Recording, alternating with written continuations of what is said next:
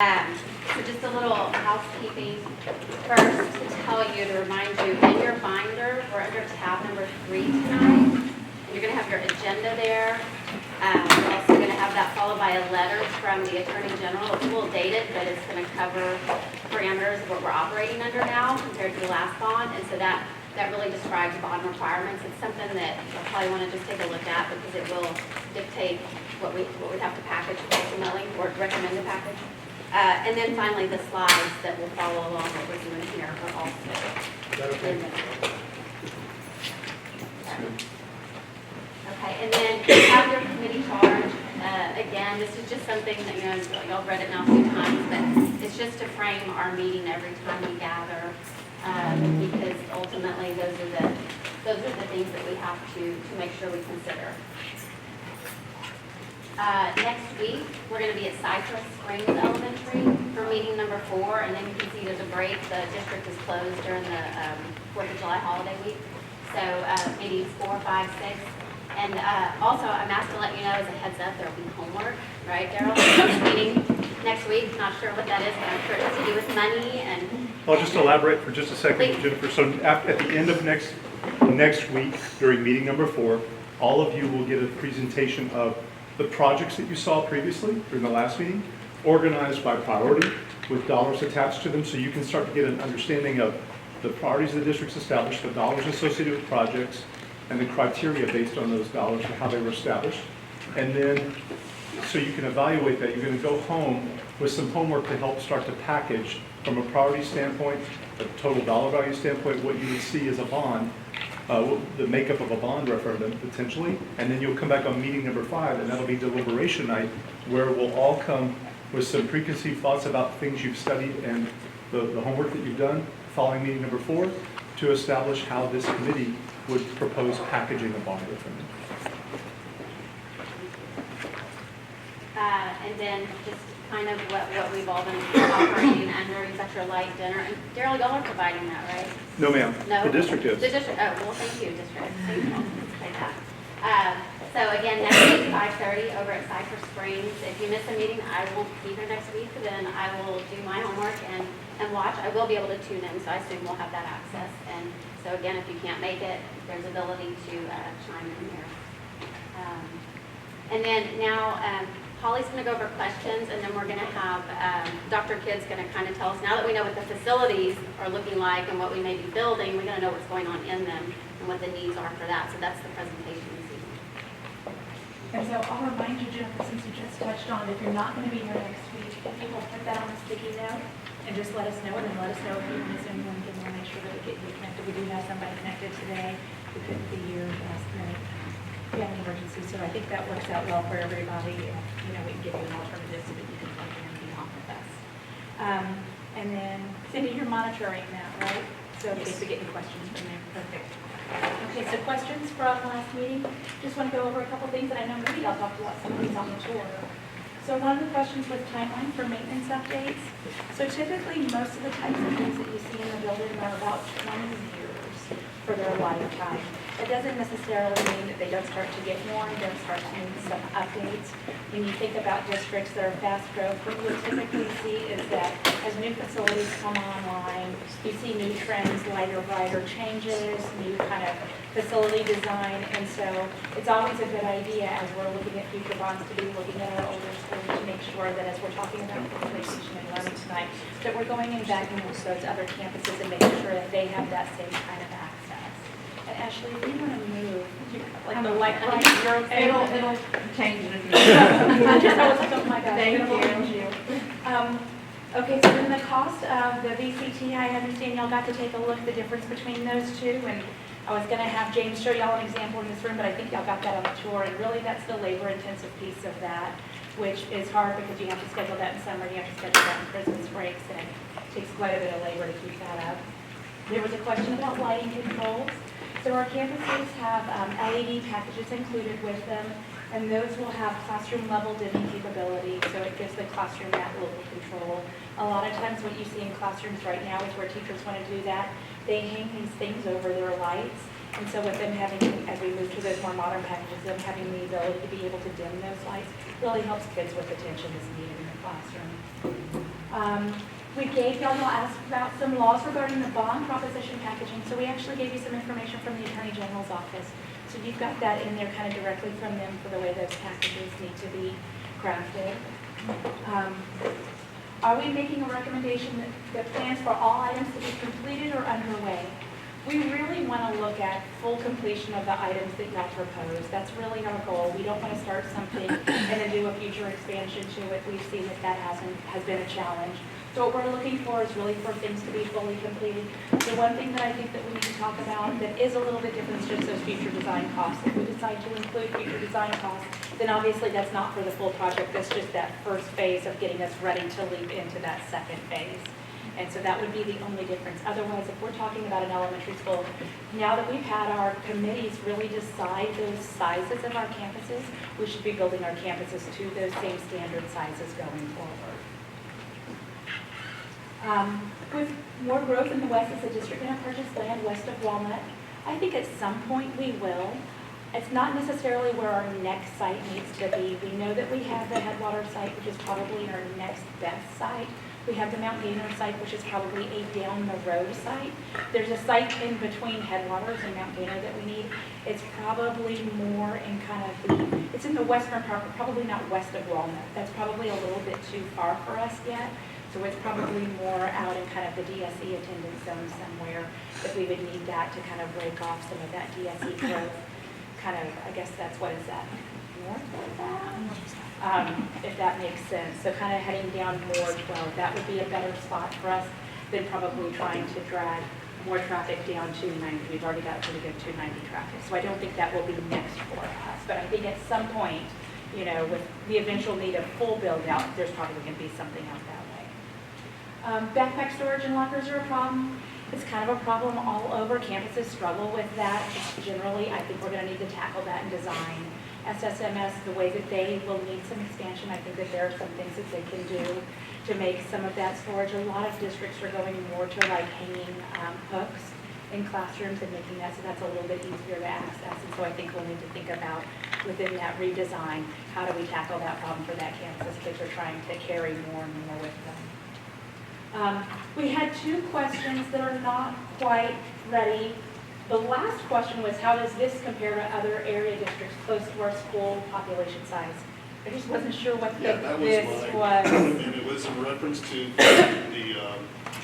the forecasted growth of our district in comparison to like Wimberley or Lake Travis or any of the other, well, obviously Lake Travis is a little bit bigger, but districts in the area that are. That's a great question. We're a little bit faster growth. Okay. We're growing faster than Lake Travis or Wimberley. We're probably the fastest growth in our area. Up north is a little bit faster growth. If you look at the Gerald area and some of that up north, their housing is a little bit more affordable. So Gerald, Liberty Hill have a little bit more affordable housing and are growing faster. But in kind of the Region 13 kind of central area, we're the fastest growth. Lake Travis is probably growing about 5%. We're more around that 7%.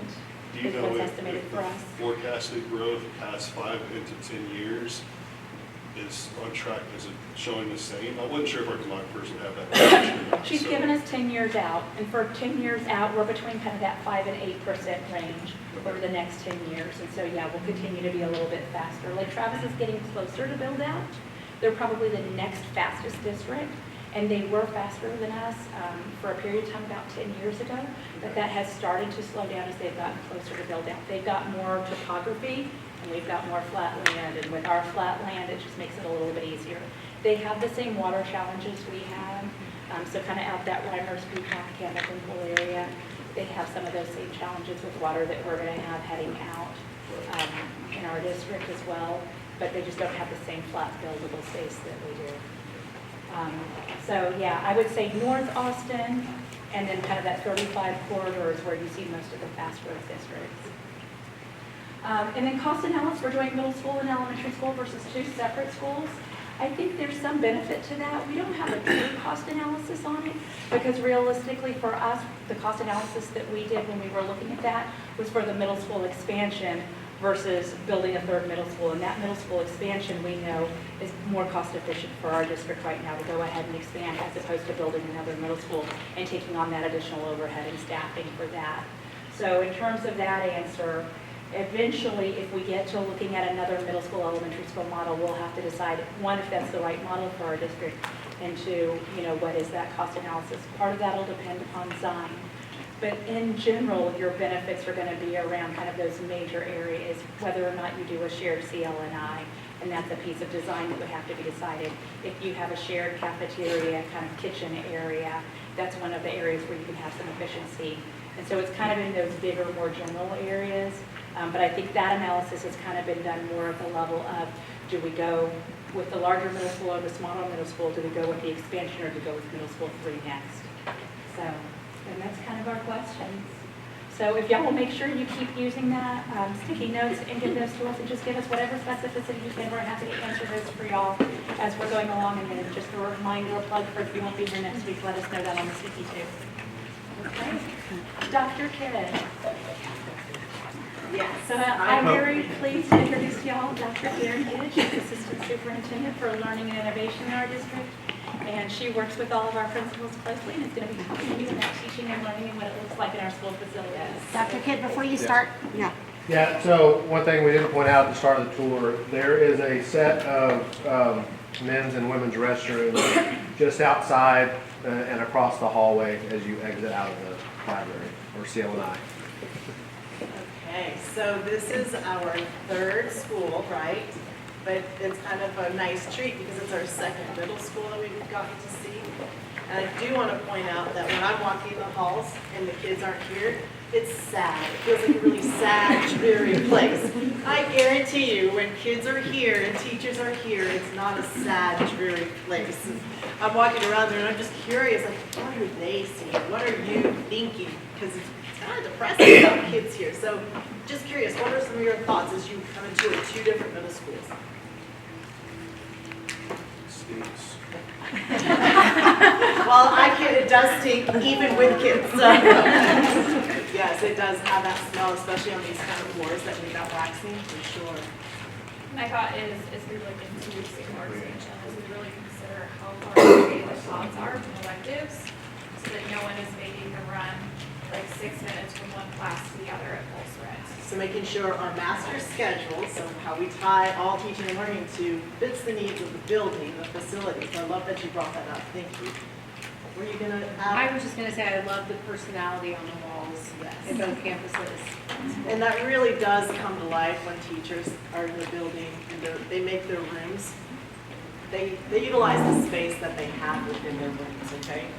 And so yes, please make yourself comfortable. I did bring some friends that are going to join me today. So we are the teaching and learning department. So there we go. I want to introduce some of my friends here today, so please stand up. Cindy Wade, she is the Director of Technology. All of these departments fall under Learning and Innovation. Okay, so Cindy Wade. Nadine Hogan is the Director of Special Services. So she is. And then we have Kristen Ray, Director of Elementary Programs and Curriculum. And Dr. Alicia Mathews, Director of Secondary, going into her 2nd year with us. Lucy Hansen's not here tonight, but she is the Director of Community Services, so she does the after-school care. She does the CDC, which is not what you think it is. It's the Child Development Center. It's one of the great incentives that we have for our teaching staff, where they can bring their own personal children to daycare on our facilities. And so right now, we're very limited, and there's a waiting list for our staff to have that benefit. Until the old Walnut is renovated, we can double the size of our CDC. And Lucy's team is really excited about that. She's also doing summer camps this summer. Some of your kids might be in that successful program. Dr. Whitman is not here tonight, but she is the Director of Assessment Accountability and Federal Programs. And then Tisha Kolick, also not here tonight, is the Director of Counseling Services and Health Services. So that's the team, and we are all going to kind of pop in and out. We all have small sections, because you don't want to hear just one person. We're teachers. We're trying to engage you, right? We're trying. So we are all educators, so ask us any questions. Stop at any time, and we'll be happy to entertain whatever you want to talk about, okay? Even if it's off topic, because we're used to that. We're teachers. Okay, so this is kind of a graphic of what our department does. We have a lot of directors. That sounds really top-heavy, but it's really not, because each one of the directors is in charge of a certain program that has a specific purpose for serving students. That's our whole focus. If you notice, we put student growth and achievement. Students are always at the center of everything we do in Dripping Springs ISD. And so it's not just about curriculum. It's not just about the curriculum documents. It's not just about the resources. That's the what of what we do. It's mandated by the state. We have these things called standards or TEKS, you might hear me say. They kind of tell us what to teach. The depth and complexity, the rigor, and the craft of teaching through instruction, that's up to us and our teachers. And really being creative, that's where that energy and flow comes to life. And so the top band that you see is all about the standards, instruction, and assessments. This one over here is about instructional resources and strategies. And this is where we're going to kind of plant and live tonight along with the student well-being, because we can design the best lessons, but we need the space in order to make it come to life for kids. So also, we're really big into collaboration. So we have what's called PLC. We do a lot of acronyms in teaching and learning, so I'm going to try to remember to explain every acronym I say. PLC is professional learning community, which you probably do in your businesses, or if, like you go to the doctor, they already do. Teachers historically, and I'm old enough to say this, we would go into our classroom, close the door, and just teach. And we walk out of our classroom, say bye to the kids, and go home. Now, we really need to, if we're really truly going to engage all learners, we need to sit around the table, because you might have a strategy that I need to know. You might have a kid that I could help with, just vice versa. So we're really big into collaboration, both for our students and for us as teachers and educators. Student well-being, that's huge, not just since the pandemic, but it always has. You can't just focus on academics, it's the whole child. And having the director specifically supporting counselors and nurses for that work is pivotal to wrapping up the department, so that was great. We also have two ways that we serve learners that maybe have different learning needs. We have MTSS, you might have heard this, that's multiple tiered systems of support. It used to be RTI, or response to intervention. So what do you do when kids don't learn? How do you support that? And so we go through this tiered system of supports for that. And then of course, we want to personalize learning for every kid. We have a lot of programs and ways we do that, and what that looks like both in the planning of the lesson and also the delivery of the lesson. So basically that's the essence of the department of what we do. So what you have to know about the mission and the vision of the district is actually the mission and vision of all of us, right? So we're supposed to be inspiring and supporting students to be lifelong learners and be positive contributors to the world. And I'm going to just call myself out here. I went to high school. I mean, how many of you went to school? You have what we call background or schema. So you heard the presentation from Ms. Knapp in the business office. You might not have had the background knowledge to track and follow. You heard the presentation from Clint. You might not have had that facilities overview, but all of us went to school, so you all have a background knowledge that you tie into. So as you're walking, as you're looking, you're like, oh yeah, it's probably bringing up a memory, right? How many of you had a memory when you're walking? I didn't know. Good, I hope. Not always. Maybe, but we want to be lifelong learners, and here's where I'm going to call myself out. I did not learn how to learn until I was in college. Fact. That's really sad. So we sat in rows. How many of you sat in rows? Okay, class, I need you to get out your textbooks. You need to open to page 37. I want you to read from page 37 to 52, and you're going to answer the questions on page 53, 1 through 20. Ready? Go. How many of you learn like that? Thank you for joining me.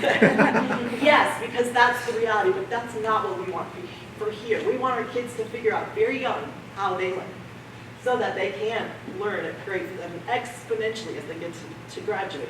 And we're going to talk about the portrait of graduate, which kind of ties it all together. And then, of course, we want to partner with parents as well, because every child deserves an exceptional education. We are a destination district. I don't know if you know that. In the education world, Dripping Springs ISD is the place to be. If you're an educator, if you're a leader. Everybody, they're coming. And even our parents, obviously our growth rate shows that. So we're excited to be here. And now I'm going to hand over to the stage. I'm going to talk to you about some of the personalized learning at the secondary level. We have CTE, or Career and Technology Education courses and pathways that kiddos can take, so you can see the different courses and options here. Through these pathways, nope, wrong way. Through these pathways, kiddos can earn certifications certifications that otherwise may have had to wait until after they graduated high school. These certifications also lead to endorsements. Secondary students, high school graduates get 1 of 5 endorsements on their diplomas. Those endorsements are STEM, which is science, technology, engineering, and mathematics. Business and industry, you see a lot of business and industry certifications up there. Public service, arts and humanities, and multidisciplinary. So this is one of the ways that we personalize learning for our kiddos. They may choose a pathway, they may choose a certification, they may choose an endorsement. I'm going to share a couple other ways with you that I don't have a slide that matches it, so please feel free to take notes because I'm going to reference this and ask you about it later. Some other, oh, you think I'm kidding? I'm serious. Some other ways that kiddos can personalize learning, we have a gifted and talented program, K through 12 at the elementary and secondary level, so kiddos can be in our gifted and talented program. They may personalize the level of rigor in any content area. I'll use English 3 as an example. Every junior takes English. A kiddo may choose to take on-level English. They may choose to take Advanced Placement English College Board, where you take the AP exam at the end of the year. Some of us have that option. They may choose to take on-ramps English 3 or junior level, where they get high school and UT credit for English 3. So our kiddos can kind of determine what level of rigor they would like in each content area. Same is true for math, same is true for science. You guys get the idea. Our kiddos have voice and choice in their senior portfolio and their senior showcase topics, so we give some agency there. Agency just means student voice and choice. We also have a GAP program, which I know our school board is a huge fan of our GAP program. That is for kiddos that just don't fit that traditional school model. I have some factor in my life that is impacting my success at the high school level. I may not be finishing on time. I may have a factor that requires me to finish early. And so our GAP program allows kiddos to have agency in when and how they finish high school. Maybe they can't do it in 4 years. Maybe it takes 5. Maybe they have to do it in 3.5 because of a life circumstance. Maybe they had a life circumstance that put them behind a year, so they have to catch up 2 years in 1 year. And so we have voice and choice for our kiddos there as well.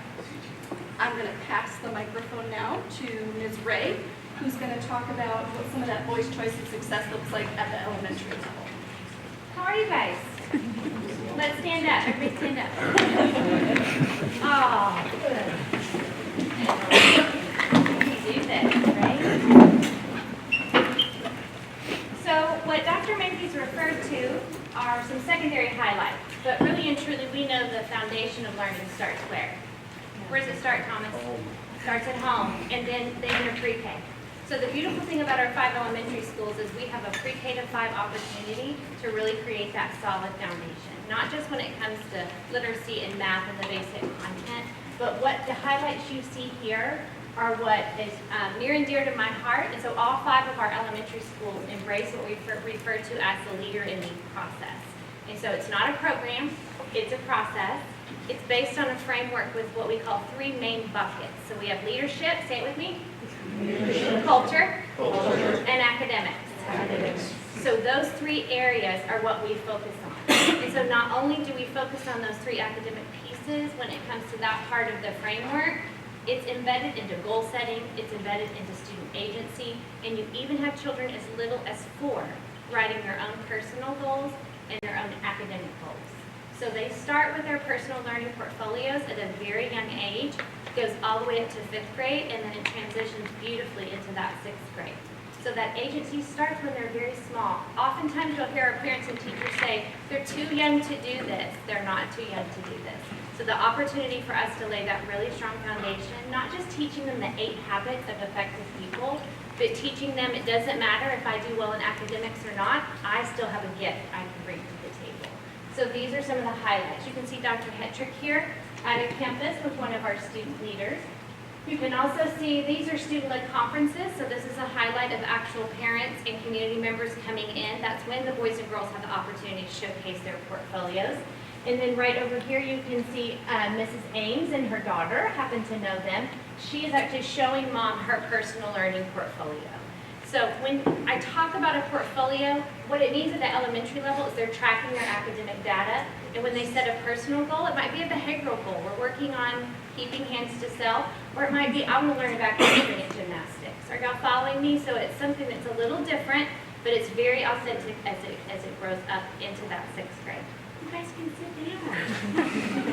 All right. So when we hear about Dripping Springs, the 3 of us just left Dallas. We were at a conference, and on our badge they would say, "Oh my goodness, you're from Dripping Springs." What are we often known for in Dripping Springs when it comes to our schools? Football. Football. What else? Band. Band. What else? Personalized learning. Do you think that's well known? I come from education, and in the education world it is. Awesome. I love to hear that. The beautiful thing is, guys, is I don't know if you know, but our teachers are phenomenal. So besides just athletic opportunities and the traditional UIL opportunities that quote unquote we're required to offer, they're offering garden club. They're offering robotics. Right now at Sycamore this summer, there's a Harry Potter camp. Any kind of interest our boys and girls bring to the table, our teachers are willing to go the extra mile. So these are just some of the highlights that we offer our students all the way from the elementary level up into the 2nd grade. Can I answer any questions? Perfect. I'm going to turn it over. And yes, while we were in Dripping Springs, we were actively recruiting people. Every table I sat at, I was like, anybody want to come to Dripping Springs and work? And not gonna happen. So what we know about, make sure I push this button right. Our schools are a glimpse into our community values around learning. And so what we're going to do is a little activity, and we want to begin with the end in mind. So in your packet, I believe, and my Vanna Whites of the world are going to hand out what we call a portrait of a graduate in Dripping Springs. So this is what we would like to see our students doing when they leave us. And you're also going to get something called a T-chart. So if it's been a while since you've been in school or in an activity like this, you're going to get a chart that is split down the middle like a T. And on one side you're going to see it say skills, and on the other side you're going to see it say abilities. Give me a thumbs up when you have your papers and you're ready for the next step. Great. I see some people ready. Thank you very much. Awesome. Looks like majority are ready. Okay, great. Put your thumbs down. So what we're going to do for the next 5 minutes is you guys are going to work together as teams, strategically placed in circles, right? If you were sitting in desks that were all facing the front, tethered to a desk that just had a chair that had a rack underneath of it, it would be real hard for you to work together like this, right? So you guys are going to work together as teams. You're going to have about 5 minutes to look over the portrait of a graduate, and you're going to use your T-chart to categorize 2 things. We want you to look at what skills do we value in Dripping Springs, and what do we want our students to be able to do when they leave us. Do you have any questions? Just one of these sheets per table. You can use one, or if you like to work alone and then collaborate as a group, you're welcome to do that as well, because we personalize learning here at Dripping Springs. Okay, great. I'm going to set a timer. I'm going to put a little music on, and we've got about 5 minutes to work together. There's our timer. Okay, I'll wrap up your conversations. So that was a very interesting activity for me. I learned a couple things today, just in my teaching of the day, is maybe I should have been more clear on what skills and ability were. And there was some discussion over here that was different from the way I thought about skills and abilities. So the way we were thinking about skills are, it is the skill that we teach you that gives you the ability to do other things. So we had a different opinion over here, which is fine. I said, she's not right, wrong, I'm not right. Do you want to share what you were thinking with skills and abilities? So my thought was that an ability is the thing you inherently have, and then your skills are what you use to learn. Well, thank you so much for being brave and sharing that. So I want to spend a little bit of time just sharing out what you guys thought, or based on our portrait of a graduate. What are some skills that we value as a learning community? What are some skills that we value as a learning community? Problem solving. Problem solving, definitely a skill. Communication. Perfect. Being open-minded. Okay. Curious mind. Having a curious mind. For conscientious citizen, we thought you need to know what's going on in community. We need both, get good information streams. That's what it is. Great, thank you. Anybody in the back want to share on the left over here? What skills do we value as a community during spring science? Leadership. That's a big one. Persistence, setting goals. Anybody else over here? You say collaboration yet? Collaboration, I don't think I heard collaboration yet, or maybe that was part of what you guys had said, for communication. Great. Okay, so if we're going to teach our students those skills, what is that going to help them to be able to do?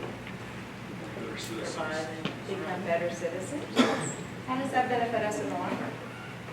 Better culture, better community. We don't have to support them forever, that's right. They will be taking care of us.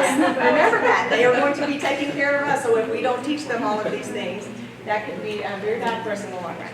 So I want you to think about yourselves as professionals in your career, in your life, in whatever you do on a daily basis. How is this, what we're working on with our students, going, how would that play out in today's world? What are some of those skills and abilities that you see you use every day in what you're doing? And if you didn't have them, what would that look like?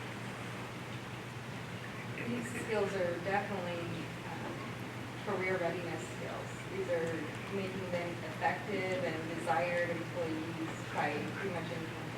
Perfect. Some other thing? Stronger relationships with other people, community, family. Perfect. Thank you for sharing. Adaptable for an ever-changing world. Adaptability. What if we weren't adaptability 2 years ago in 2020, whenever that was, it seems like a bazillion years ago, we would have been falling on our face pretty quickly. And many businesses as well. So, and I think this ties into exactly what Dr. Kidd talked about, our vision. Our vision is to inspire and equip students to be lifelong learners and positive contributors to the world. Right? And I think I heard you guys say that. So thank you so much for sharing that piece out. And I think it's time to pass the baton to my next friend, which I don't have the baton anymore. I don't know where it is.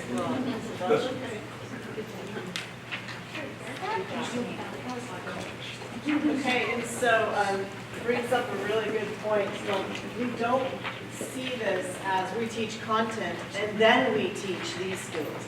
We see it as a marriage in the middle, and that marriage in the middle requires us, as we're building lessons, to think about how that lesson's going to play out. How are we going to engage kids? How are we going to group them so that the collaboration can work seamlessly with the lesson? The lesson can be about math, it can be about English, it can be about anything, but incorporating those other skills are so vital to realize that fortunate graduate idea, right? And so what we need to do and what our continuous work towards is growth for all. It's not about STAR, okay? It is not about STAR. I want to say that on the record. Hallelujah! It is about that minimum standard, but our kids are amazing, our teachers are amazing, and STAR is the low bar, right? We want our kids to have that trajectory into the career that makes them the most successful. They don't want to graduate like I did, going, okay, I'm going to college.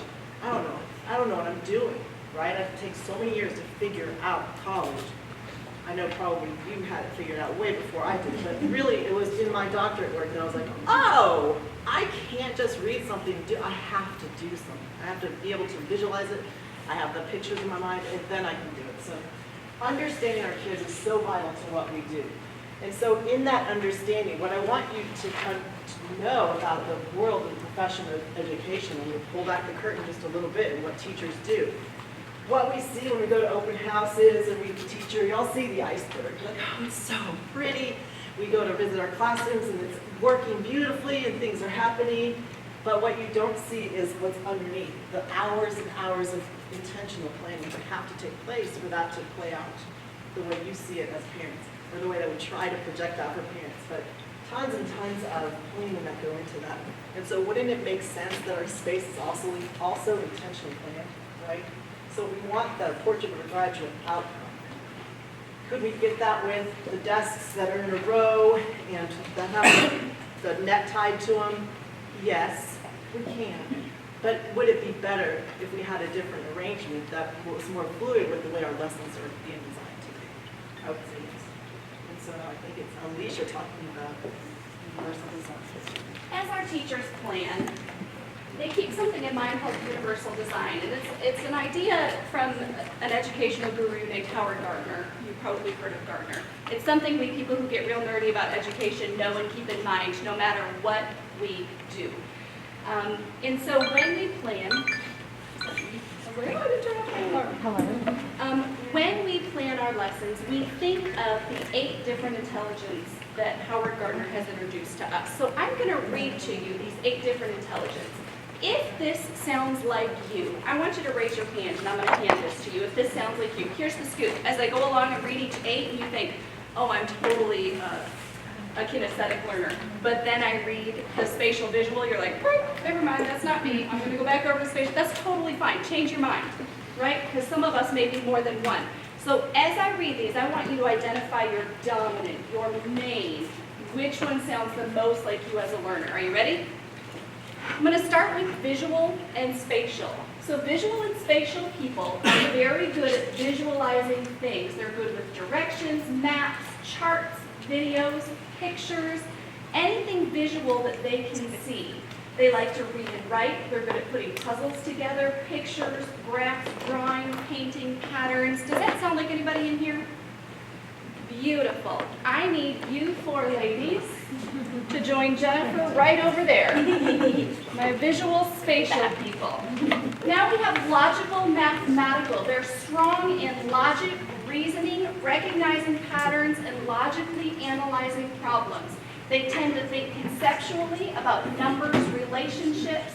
They are strong at analyzing and mathematical operations. They have excellent problem-solving skills. They get real nerdy about abstract ideas, scientific experiments, complex computations. Does that sound like anybody in here? There's my engineers over here. Come on over here and join Tanya. Did I say that right? Tanya. Musical intelligence. You may have noticed when you had group time to work together, Ms. Hogan played music. For some people, that stimulates the mind. People who have strong musical intelligence are good at thinking in patterns, rhythms, and sounds. They have an appreciation for music. They're good at composition and performance. Rhythm, they like singing, instruments, patterns, tones, songs, melodies. Can you remember lyrics from 1982? This might be you. Does this sound like anyone? Any of our learners? That's okay. I'm going to put it right here. And intrapersonal. They're strong in interpersonal. They're aware of their own personal emotional states, feelings, motivations. They like self-reflection, self-analysis. They may daydream. They do like relationships with others, but they know their personal strengths. They are personally reflective. They analyze themselves. They analyze theories and ideas that impact who they are. They have excellent self-awareness. Does this sound like any learners in this room? That's me too. Come on, sister. Come on. I'm probably more the first. Is that okay if there's an It overlap? absolutely is. Okay. You betcha. Well, she overlaps with the musical. Sorry. Go grab I mean, it. I'm musical. Do you want musical for you? I'll get it. We have a naturalistic intelligence. Naturalistic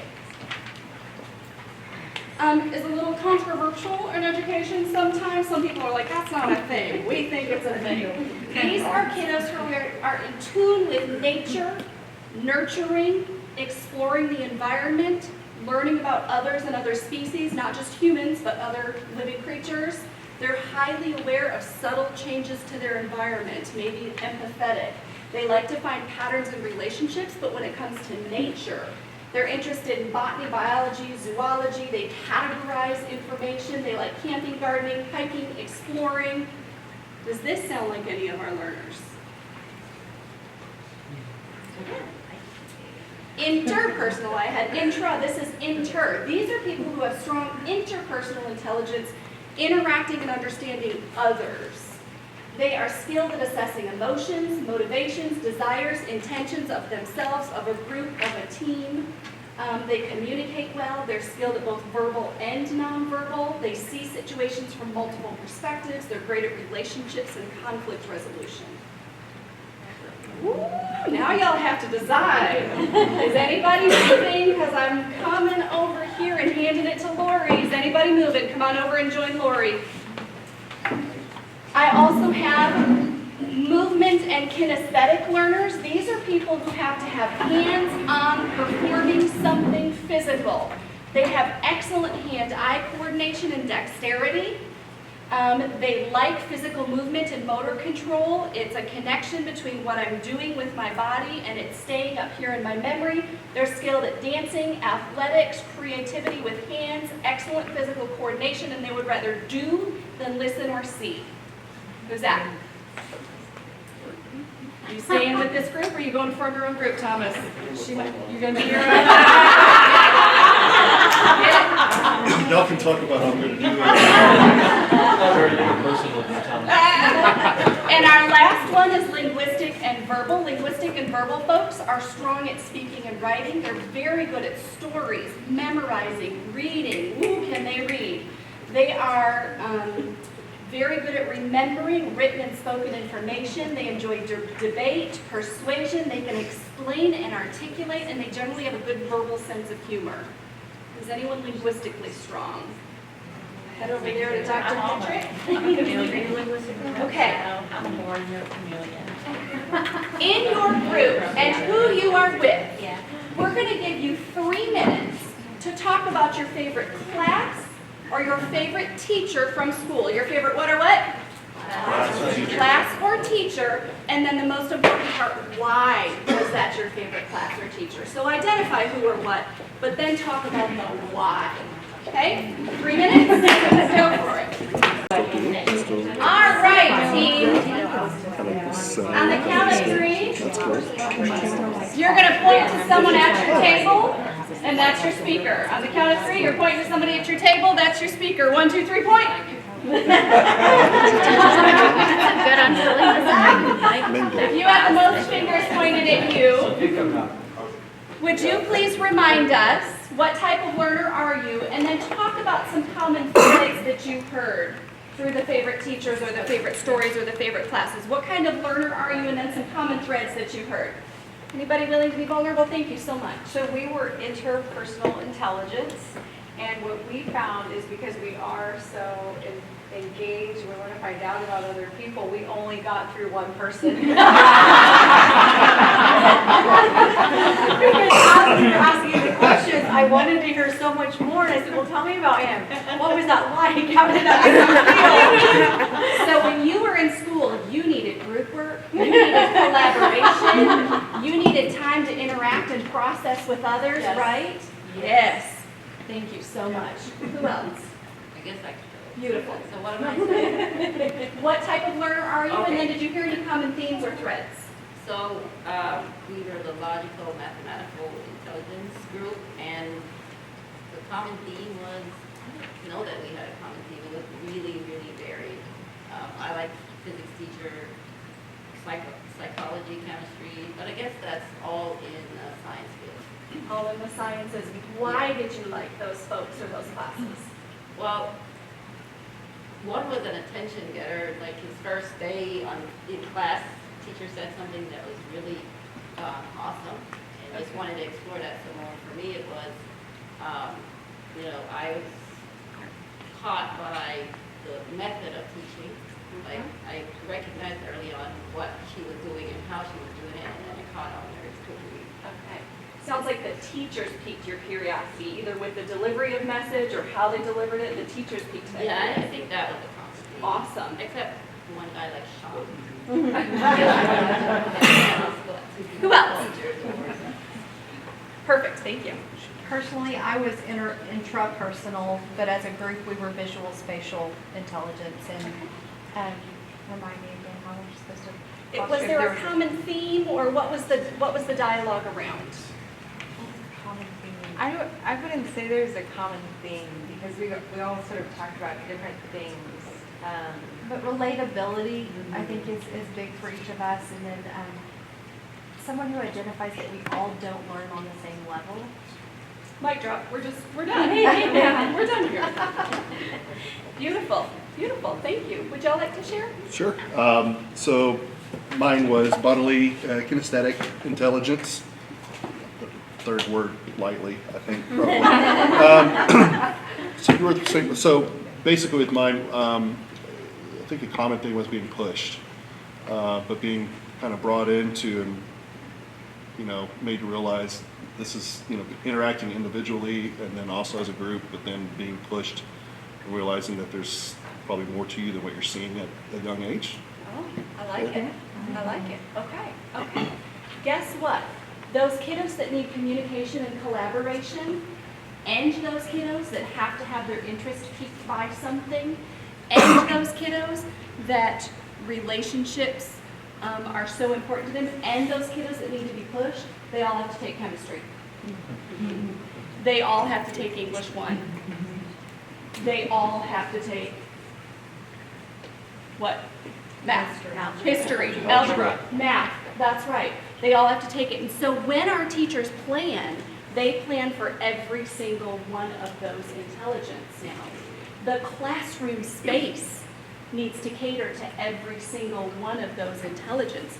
The furniture, the actual learning space, are they learning in the classroom? Are they learning, did anybody notice the math equations on the hallway when you did? Are they learning in the classroom? Oh, that's for them. We're going to go and do those. Yeah. Going home. What space do we use to teach them? When I was being taught how to teach 24 years ago, don't do that math, we primarily focused on linguistic learners and mathematical learners. That's it. We don't do that anymore. This building was built something years ago when we primarily focused on linguistic learners and mathematical learners. We have 8 different types of learners that we focus on now. So we need to think about the design, the lighting, the furniture, the learning space, the collaboration space for all 8 types of learners. Can I just make a comment? Please. My daughter, one of them is a kinesthetic learner and one is interpersonal. But we went to a STEM deal at UT, at University of Texas, and we went to a chemistry teacher, and she was a woman, which my girls were like, she's a female chemistry teacher. They thought that was really cool. And the first thing she did before even really opening her mouth was blew up something. And I mean, talk about catching your attention. Yes! Yeah, but I mean, that's not me at all. And I still was like, but I am visual. I have to have it seen and spelled out for me in front of me. But my girls still to this day, this was probably 6 years ago, they still talk about it all the time. There you go. There you go. Okay. You can head back to your original spot, your original space. Thank you. Sure. So today I had an opportunity to attend an emotional intelligence learning session with other district leaders from across the state of Texas and outside of Texas as well. And most of the district leaders had one common thing to report. The teams that they lead are lacking in strong emotional intelligence. So the importance of us preparing our kiddos for trade, for career, for college, post-secondary, whatever the pathway they choose, it's important for us to start again when they're small, building what we like to call our soft skills. And so we have a visual for you here. What they talked about is people on their teams talked over each other. They couldn't communicate well. They weren't honoring each other's time. They weren't valuing others' feedback and communication. So turn and talk real quick to your partner. Have you ever worked on a team where that emotional intelligence was low? Real quick, 30 seconds.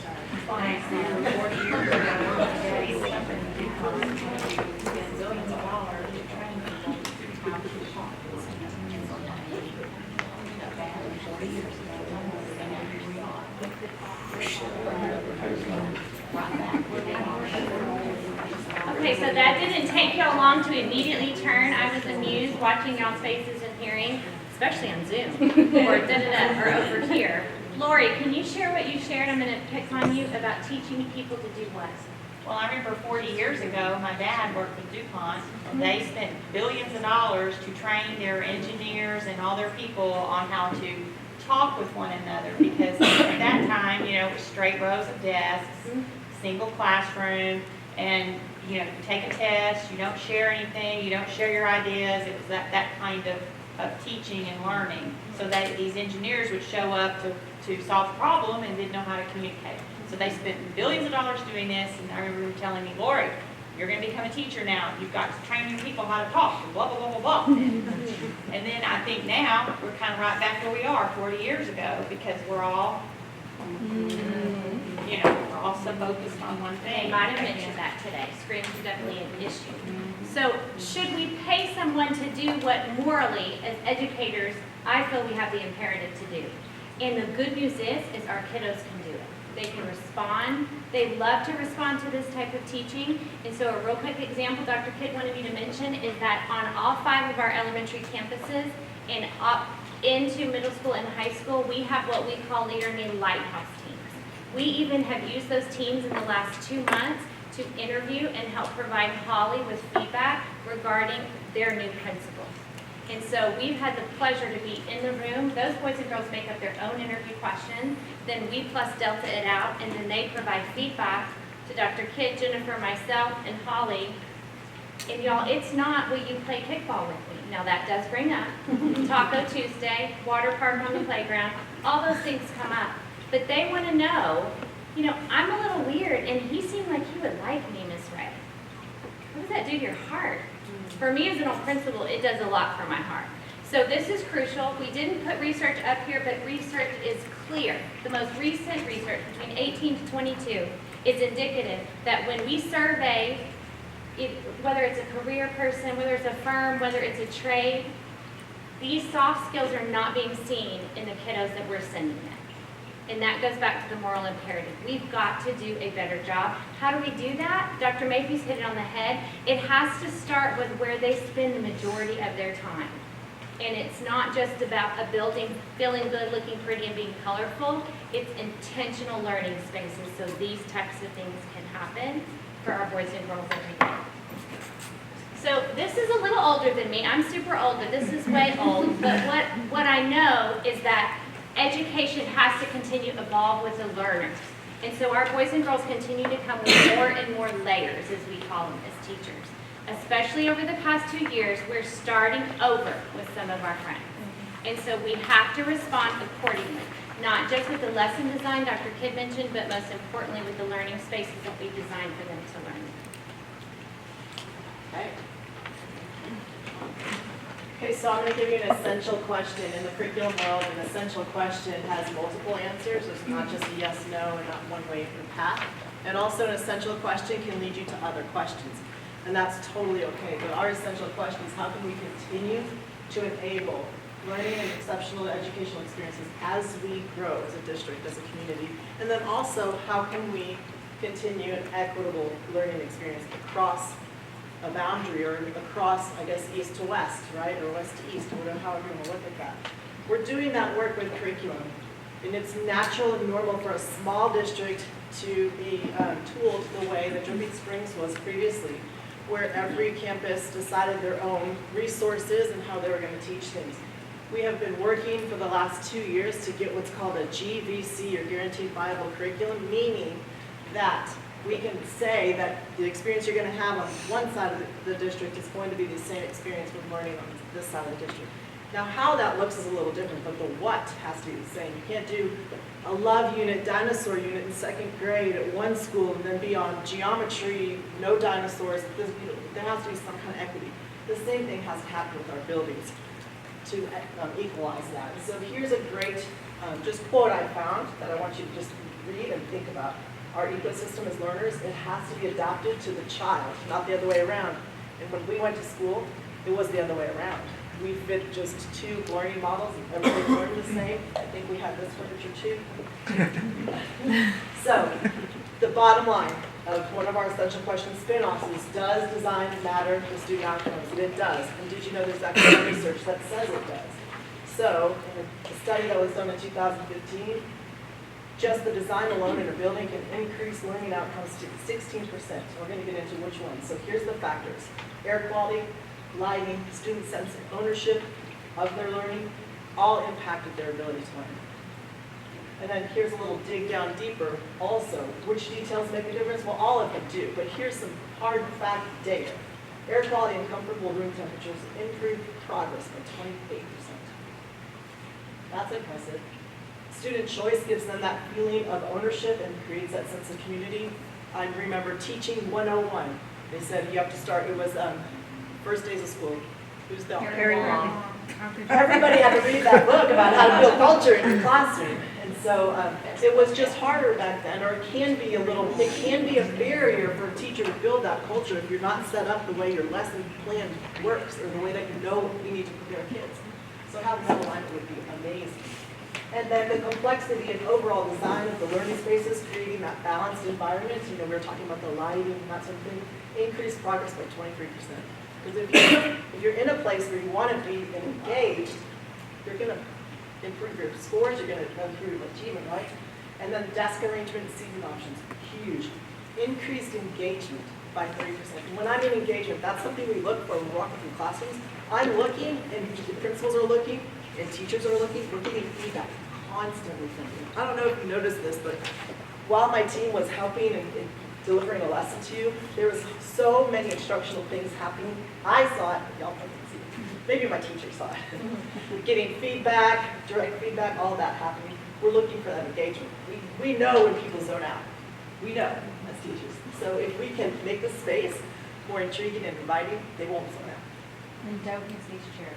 Right, because it has to be comfortable, right? These are so hard. You're on point. I'll Yes. pay you later. So the form follows the function. Obviously, it seems that's true, but sometimes forgotten. Teaching and learning should shape the building and not vice versa. Now, we're going to look at some pictures. We are thrilled at where we are as a district. Great learning is happening all across the whole district, even in the old desks and even in the older buildings. So I don't want you to get this, well, if we don't have this, we're not going to be able to teach and learn. We're still making it happen. Can we improve that for kids, increasing their outcomes? We absolutely can. And so you might have walked through, these are your slides, but chime in whenever you want. We walked through DSM, so this is DSMS, we just toured this campus. And obviously it looks dull, there's nothing on me, there's no kids. And I was really kind of showing, look, see, we're still doing rows. But then I talked to Brandon Henry, he goes, Karen, they just waxed the floors, the janitors put it back like that. But just imagine, we talked about this a little bit on the tour. Imagine that desk and trying to do group work. And you only have a little bit of time with your kids and you have to maximize every minute. Okay, everybody move your desks. They literally have to get up like, you can't put it together, right? Tearing the wax up while you're doing it. That's right. Tearing the wax up, for sure. Okay, so do you want to take this over? Sure. I just want to make that point that even if this is the way our kids are learning, it's going to be okay. We're educators. We can handle this. Can we do it better? Probably. Go. Can I see your clicker? So this picture right here, that scares me a little bit, right? Because what is that, 100 years old? But this picture was preparing those kids for this life, for the road life, for the factory life, for the just sit and do repetitive motion over and over and over life. Is that our world today? Do any of you have jobs where you just sit and do repetitive motion over and over and over? My scientists? Perhaps. Is that what your scientist looks like? Is that what your educator day looks like? Is that what the realtor day looks like? I mean, no, we're thinking, we're on our feet, we're problem solving, we're communicating, we're collaborating. So we're not prepping our kids for this anymore. We don't want our classrooms to look like this anymore. Now, as Dr. Kidd said, they don't look like that. That's just how the custodians set them back up. But think for a minute about what your classrooms looked like. I don't know about y'all, but for me it was 30 years ago. What did your classroom look like 30 years ago? Did it look pretty similar to this? Yes? Yes. Is this what your workspace looks like? When you go to work, does it look like this? No? Well, yes, in y'all's room it does. Right, yeah, yes. For some teachers at the moment it does, yes. Okay. Grab that graduate's profile again, that profile of a graduate.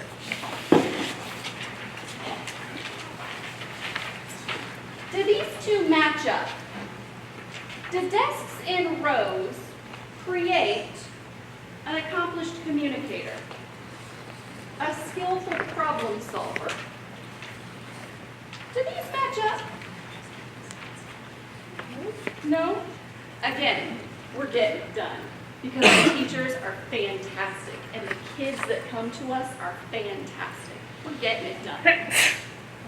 We have great accomplishments and achievements like Ms. Ray pointed out. We're 7th in the state for the Lone Star Cup. We're going to national competitions for speech and debate. We're going to science fairs. We're doing robotics competitions. We are getting it done, but can we do it better? And that's one of the tasks that y'all are going to tackle. Let's see. I think that's it. I'm going to pass it back to you then. Okay, and then we added in some other slides. We went to just one campus so far, but we just wanted to kind of give you an idea of what's happening across the campus with kids, because that's fun, right? So you can see the energy, but you see, you probably can't see this, but you see the casters on these tables. You see the students have their own space, their own chair, but they can move their desk very quickly, and they're in clumps and rows. It almost looks like the circles, you know, the inner circle, outer circle, Socratic method, they're happening. I don't know, I just am imagining that happening. But a lot of personalized learning. You can see this one student, it has a different kind of chair because that student might need that for movement needs for that student. You might Is there see that. kinesthetic? Yeah, for the kinesthetic For the learning, kinesthetic. possibly. And here's some more. This is CSE. You're going to see this next week. We're so excited for you to see this like flagship elementary that is built. It's beautiful. Casters. You see students showcasing work. They're excited about this. Is market days. They're excited about that. But this furniture was moved very quickly for a perimeter flow pattern for the community. Also, we have a teacher that has a small group going on while other kids are in the background teaching and learning on their own in small group. And the teacher pulled this group aside to work a little bit differently with them. And then here's another group kind of close to the teacher. Everybody grabbed their tables and moved in close. That flexible seating makes all the difference in the world when you're planning those learning experiences. And then this is just a glimpse into our CTE program. This is engineering or robotics. They're building something. They're all engaged, I would say, yes. They're all engaged. You don't see the teachers standing and delivering any kind of lesson here. They're hands-on learners. They are doing their work. If I was walking through this learning environment, I'd say 100% engagement. Everybody's doing something here. That's what we're going after. And so we took some screenshots of businesses that our kids are moving to or going to eventually, and here's their working space. And so mirroring the working spaces is kind of important for that collaboration and productivity and problem solving. So. Yes, if I could just chime in.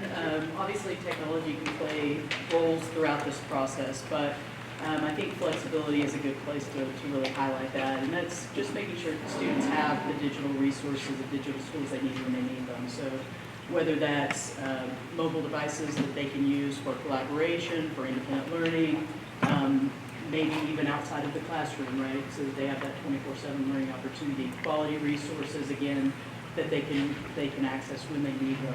A couple of slides ago, I think you saw and you probably saw them on some of the campuses we visited, but those interactive panels on wheels, so you can have a full group presentation, or you can work in small groups and move them around the classroom and have those conversations. And then I think the last piece of that really is making sure that we have a safe and secure and robust network, particularly Wi-Fi, so that our students have that strong access to the resources. It's a great reminder. Thank you, Cindy. And then here's your key takeaways. We talked a lot. We put you through some activities that you may or may not have liked, but here's the takeaways. All students learn differently, and I want to serve all. And when we mean all, we mean everybody. When we were going to school, it was a small fraction of the kids that we were teaching to, and everybody else, you're on your own. We want all students to learn and grow. That's our charge. Effective facility design matters, and it improves student outcomes. And then teaching and learning should guide facility decisions. And I want to clarify, that doesn't mean my department decides everything. We just want to be at the table where these decisions are made, so that it mirrors our curriculum and the way that we're asking teachers to instruct kids. Any questions for next week? Yes. I don't know if this is the answer, but what's like the graduation rate for good students, like high school? We have a great graduation rate, so it depends. There's a 4 or 5. Yeah. It's in the upper 98, 99 Oh, that's awesome, right, yeah. comparative to others. Yeah. Yes. In previous bonds, I'm thinking more like 2014, were we as focused on integrating this type of feedback from a department like this into the improvements that we've made in the last 5 years? Like I see it in Sycamore. I would say yes and no. I think it was intentional design where we weren't a big central office, and so they really relied on the leaders on campuses to get together and decide on this. But I think the idea behind how we're designing teaching and learning was brought to the table on those designs, yes. I think it's cool because it feels more that it's collaborative district-wide to take the whole district at every grade level in this direction. And right now you feel the differences in each campus through furniture, your construction, and everyone's had different bond improvement levels over the years. That's a great point, and I'm glad you brought that up. Also, one thing that I know with Dr. Morris King's leadership, she is really trying to align the way that the building is outfitted with furniture. We're trying to streamline that, saying here's the standard. We want it to be the same. So right now, what happens if we're building a new building, it's really on the principal and their teams to decide the furniture. Now, they're doing a great job, but as we grow, an efficiency could be that we kind of say, we're gonna have some tall tables, we're gonna have some short tables, and we're gonna have some soft seating in every classroom, where the principal's not having to decide that. Working with the vendor, we can standardize that and have a process. Dr. Kidd. So I had the opportunity to open Sycamore Elementary 5 years ago and experience that type of design and learning space for the very first time. It's like building a new house. Nothing is 100% perfect, right? And so as we lived through that building and that process of learning, there were things teachers loved and there's challenges that we were faced.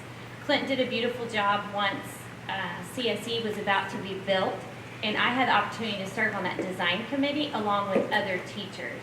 Then when Ms. Raymond was about to open, those teachers participated in that process of coming over to SSE. We walked them through. They were clear. Not enough storage, or this is too small, or I need more of this, or this is great. Are you following me? So seeking the feedback of those practitioners who are boots on the ground every day was such a great process. And again, Clint did a beautiful job, and he got tired of hearing from me. But when you live in a space for 10 to 12 hours a day, you learn what works and what doesn't. So I just wanted to share that Thank you tidbit. for sharing that. Now I have to plug the difference between Sycamore and Cypress. Cypress has amazing storage. It does. I mean, it's good. At what point do you stop or kind of pull back on limiting the adversity that students are going to face? Because I don't disagree, it's wonderful, but you make it too easy, they're going to be too soft for adulthood. And the other way to look at that is if you give them the tools to be successful, they're not going to come out with less skills, they're going to come out with actually more skills, in my opinion. Does anybody else want to answer that? I don't think you can make it too easy. The curriculum can guide that rigor. Well, sure. Well, yeah, maybe I should articulate a little better. When adversity is a learning tool. Yes. And so, I think, at what point or how do you, when we start getting pushback on the bond, frankly, on it's too much and all that good stuff, these people that'll say, well, I learned in single file lectures and all that good stuff and all that. How is the district and I guess the bond committee as a whole going to respond to that objection? That's a great question. When you know better, you do better. Maya Angelou quote.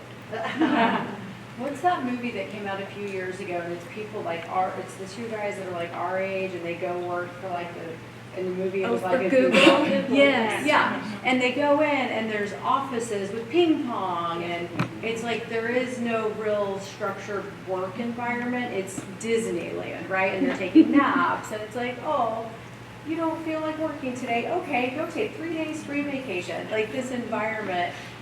So I absolutely see what you're saying, and I think that the community will articulate some concerns, but I'll tell you why, because it looks expensive, right? It looks more expensive than straight chairs. It's also what generations before us didn't have. Right.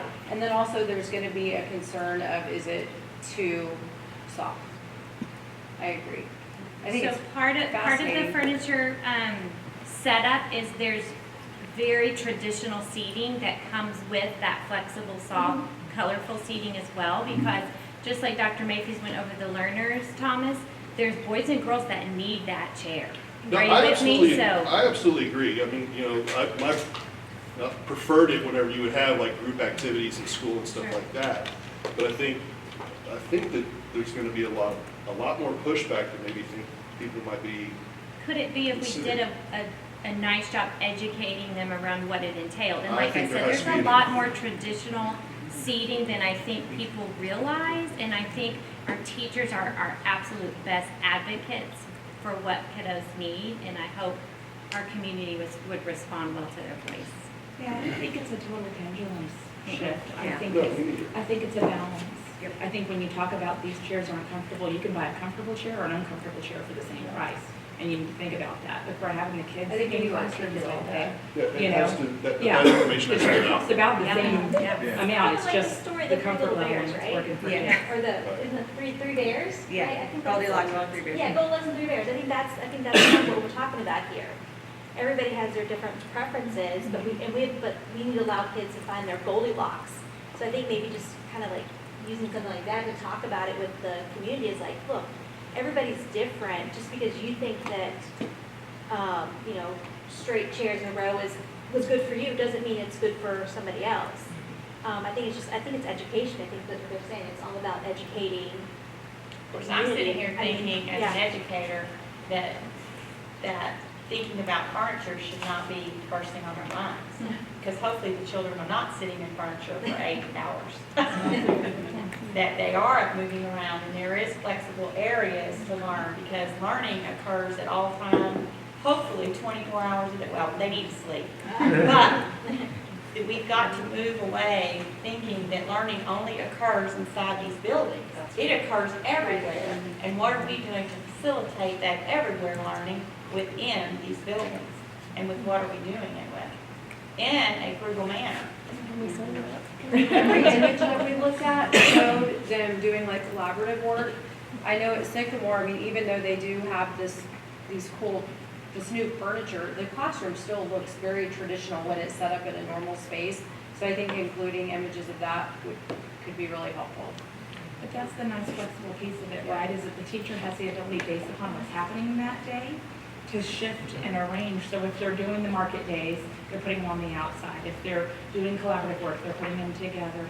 If they need to get them out of the way to do something kinesthetic, they just move them entirely out of the way. But if they need to be in rows for the day, they're in rows. When they take that state test, Right. you better have those tests on that state test. So we're just giving that. Or you'll go to jail.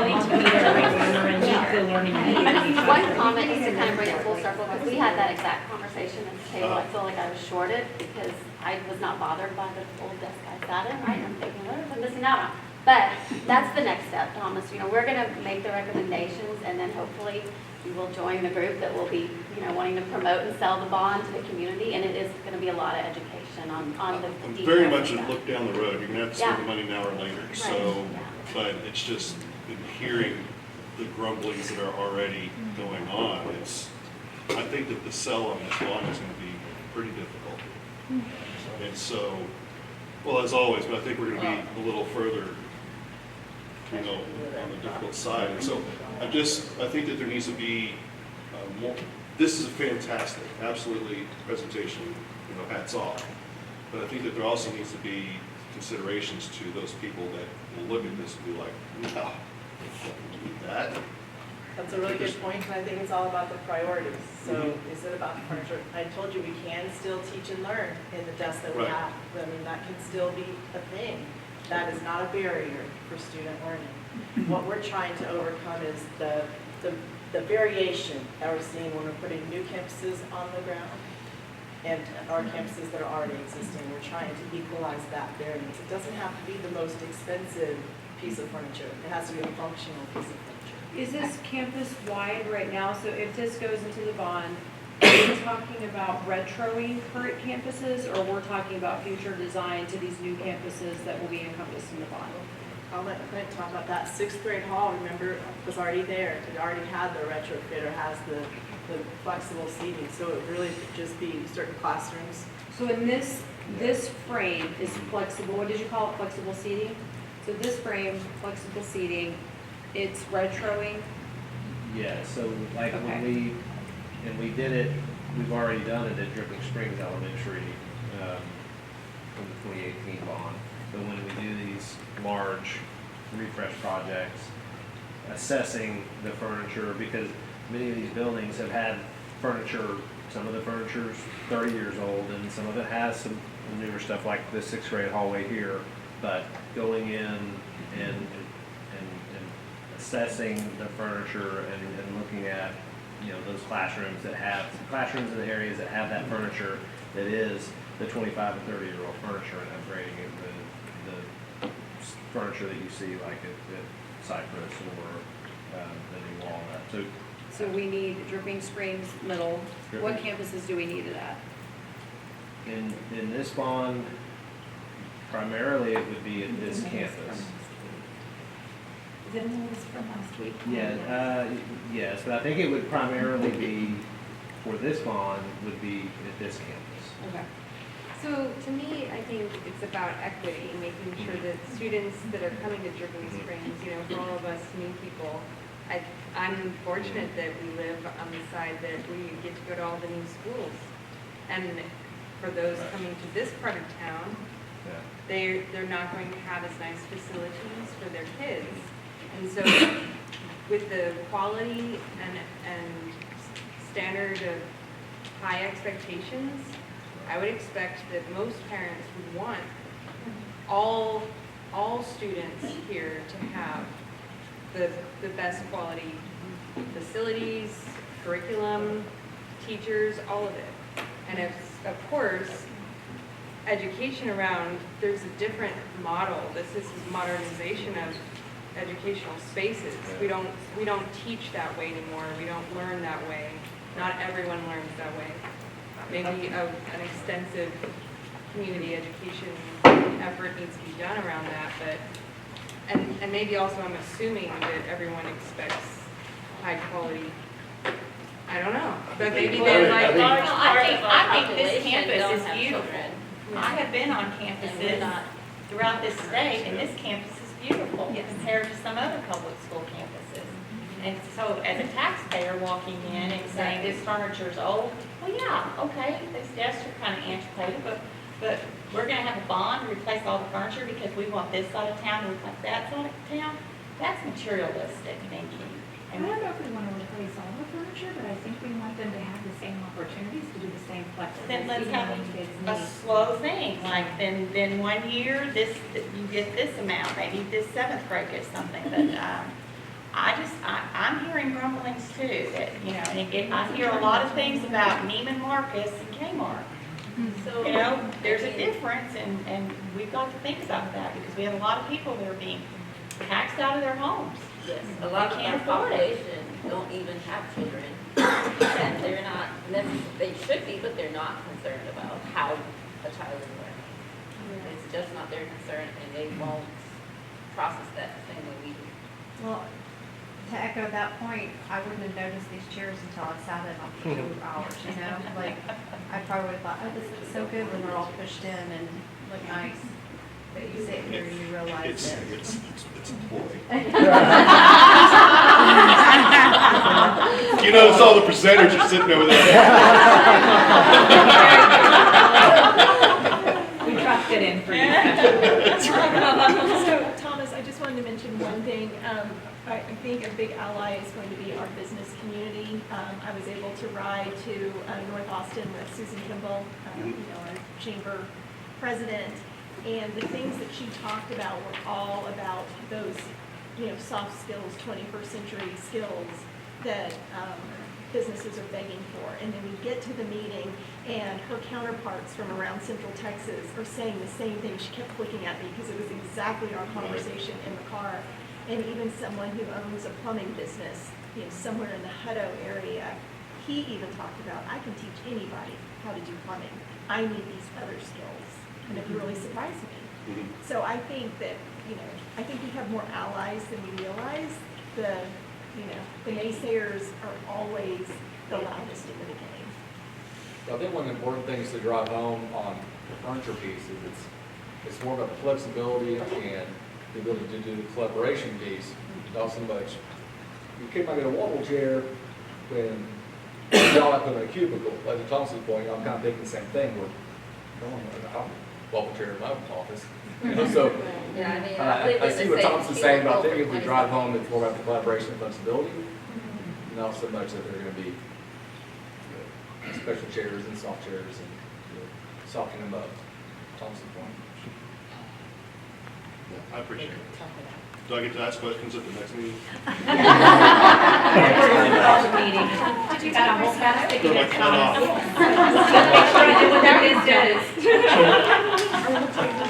We were going to take about 10 minutes at the end of this presentation, give you all time to talk at your tables, but what just took place was way more effective than the table talk we would have had organized that way. So a couple things I'll mention. I've seen teaching and learning presentations for a long time, for many years in settings like this.